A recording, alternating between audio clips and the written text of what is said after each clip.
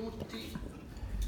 Saluto intanto voi, vi ringrazio per essere qua e ringrazio gli amici dell'associazione Sonus de Ganna che mi hanno chiesto di accompagnarli non con gli strumenti musicali, ma accompagnarli con alcune parole, alcune indicazioni in questa appunto loro esibizione, che è la prima serata di questo bel festival che è stato presentato all'inizio. Il mio compito sarà quello di darvi un po' di informazioni sul repertorio e sul programma musicale che gli amici di Sonus de Ganna vi propongono stasera.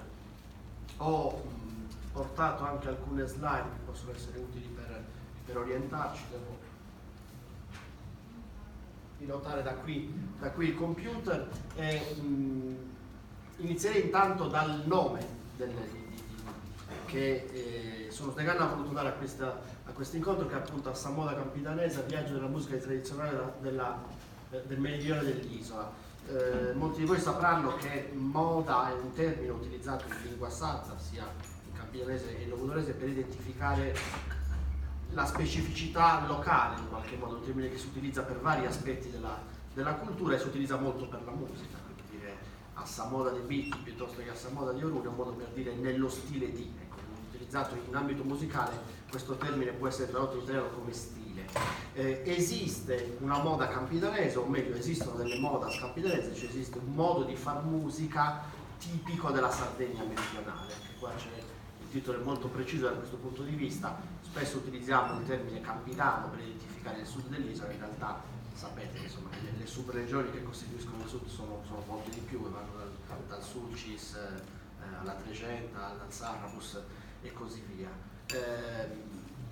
L'associazione Sonus de Ganna è stata fondata nel 1978 da questo signore che si chiamava Dionigi Burranca, che è venuto a mancare nel 95, che era stato un suonatore di launedas, è stata una figura direi fondamentale per la cultura musicale della Sardegna, un importantissimo suonatore del Novecento, uno degli informatori privilegiati di diversi studiosi che si sono recati in Sardegna per scoprire il mondo delle launedas, a partire appunto da Andreas Benson, un ricercatore danese che arriva in Sardegna negli anni 50, che è l'autore di molte di queste fotografie che vedete qui esposte e anche dei materiali che sono stati digitalizzati nell'ambito di questo progetto. Dionigi Burranca nel 78 ha l'idea di fondare, nel 1978 ha l'idea di fondare l'associazione Sonus de Ganna, e gran parte dei componenti dell'associazione sono stati i suoi allievi, hanno passato diversi anni della loro vita assieme a Burranca, in qualche modo ne portano avanti l'eredità. Da un lato l'eredità strumentale, come Sergio Legges, che è stato direi senza dubbio il principale allievo di Dionigi, ma in realtà poi l'associazione Sonus de Ganna si è aperta a altre attività legate sempre all'ambito musicale, ma soprattutto alla ricerca e alla scoperta, per cui loro a fine anni 70 e primi anni 80 hanno portato avanti un lavoro di ricerca incentrato sulle musiche della Sardegna meridionale. Quindi sono, diciamo, hanno fatto questo importantissimo lavoro culturale, ma sono anche, come avete sentito, tutti musicisti performer, per cui diciamo il concept, il termine in inglese, però il senso di questo spettacolo è proporre i brani che loro hanno conosciuto, la musica che loro hanno conosciuto dal loro maestro, ma anche durante appunto la loro attività di ricerca all'interno dell'associazione. Hanno iniziato, come avete sentito, con un breve canto di saluto, un motetto di saluto intonato da Paola Dentoni, poi ve li presenterò uno a uno, e poi abbiamo sentito un brano strumentale che era una processione, quindi una musica strumentale a carattere religioso, la musica che ancora oggi viene utilizzata per gli accompagnamenti processionali. Nelle nostre feste del sud dell'isola si usa, come ben sapete, portare in processione il simulacro del santo in giro per il paese, e la statua del santo non va mai in giro per il paese senza una musica di accompagnamento, che è quella che avete sentito. Il programma va avanti per sezioni, e la prima sezione è dedicata a varie tipologie di mottetto. Diciamo, il programma che loro propongono vi offrirà una carrellata di musiche della Sardegna meridionale che saranno molto varie per per forme, per stili, per generi, per modalità esecutive, per occasioni, per contesti d'uso e così via. Il primo blocco che adesso sentiremo è incentrato attorno a una forma metrica, una forma poetica che è fondamentale nella cultura della Sardegna, che è quella dei mutos o mutettus. Di solito li si chiama mutettus nella parte meridionale dell'isola, li si chiama mutos nel nord. Si tratta di una famiglia di forme metriche, una famiglia perché ne esistono diverse tipologie. Vi faccio un esempio di uno dei testi che canteranno. Questa tipologia non è la più semplice, però è rappresentativa di come funzionano tutti i mutos, che sono appunto componimenti poetici generalmente in metro settenario, quindi ogni verso è composto da 7 sillabe, e la caratteristica è che sono composti da 2 sezioni. Si può chiamare sterrina e cuvertanza qui da noi, sterrina e torrada nella Sardegna centrale. La caratteristica di queste due sezioni è che hanno lo stesso numero di versi, come in questo caso 4 e 4, che le 2 sezioni non hanno tra loro un legame di significato, perché la prima parte parla di un argomento, in questo caso di una tortorella che si siede in un ramo secco, poi in un ramo dorato, e poi si muove, vola la pianta da un piatto all'altro, e invece la seconda parte ha un altro significato che non ha nessuna relazione con il primo.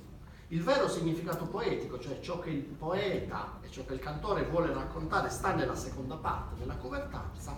Ciò che lega sterrina e cuvertanza, la prima e la seconda sezione, e sono legami di rima. Se voi andate a osservare, tutti i versi della prima sezione rimano con i versi della seconda. Qui indoloria con mia, sicu con pt, coro con adoru e prato con accanto.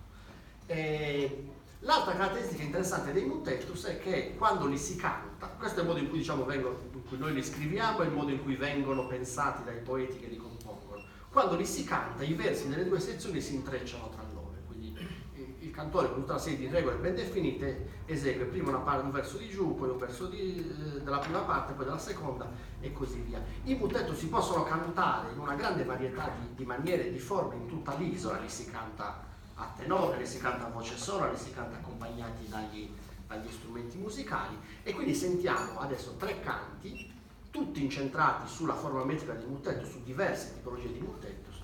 Il primo è un canto a sopra, che è un canto, forse è il canto più raro della tradizione della Sardegna meridionale, meno conosciuto, nascerà probabilmente come canto di lavoro, è veramente uno di quelli che si conosce meno e si sente meno. Un mutetuvronio è il termine utilizzato per identificare i canti eseguiti per cantare su mutetto a 3 spesi, quindi un mutetto composto da 3 versi. Quello che vi ho mostrato come esempio ne aveva 4, cioè ognuna delle 2 sezioni aveva 4 versi. Normalmente a mutetuvronio si canta un mutetto a 3 versi, e a doppio bascio, come fate bascio e contra? No, è una versione. Ci vuole una... riprende, diciamo, dal punto di vista dell'accompagnamento musicale, quindi il primo è accompagnato dalla chitarra, giusto? No, senza accompagnamento strumento, è a voce sola. Il secondo sono, ecco, anche per darvi un'idea della varietà delle modalità esecutive, sono voci femminili accompagnate dai 3 strumenti che abbiamo a disposizione, non è da chitarra e organetto, di cui poi vi dirò qualcosa, e il terzo accompagnato dal basso delle launde, se lo sentiremo. Melodie diverse, modalità esecutive diverse, tutti accomunati dal fatto di essere basati dal punto di vista testuale da questa appunto forma metrica, che è la più importante della poesia sarda. Il secondo e il terzo saranno improvvisati. Ah, perfetto. Bene, allora sentiamo questo trittico di mutettus.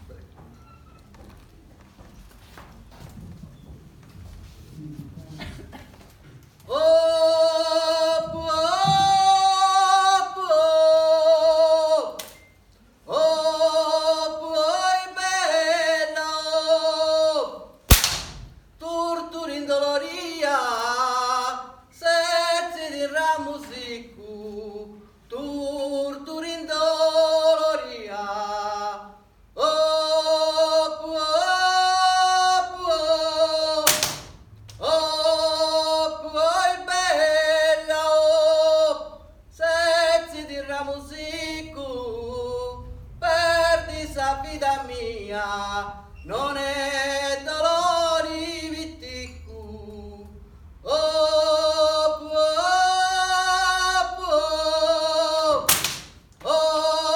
puoi bella, turturin doloria, sezzi di rami oru,